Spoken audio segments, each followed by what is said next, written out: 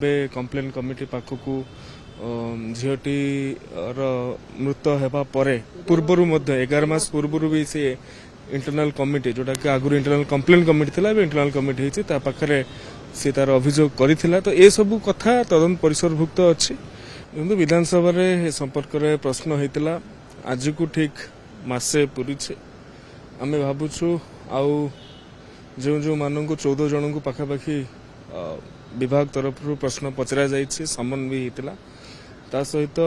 ये तो गोटे पार्श्व गला नेपाली छात्र छात्री माने फेरिबा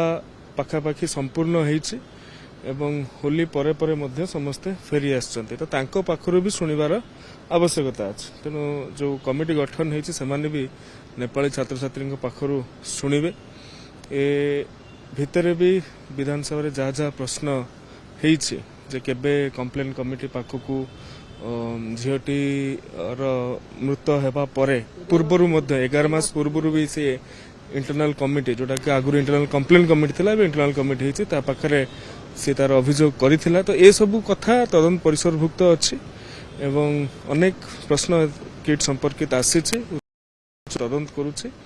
आशा करुच्ची किट छात्र नेपाली छात्र छात्री मानक पचरला कमिटी रिपोर्ट समाप्त है पाखापाखि समस्ते आसी सारी 900 ऊपर।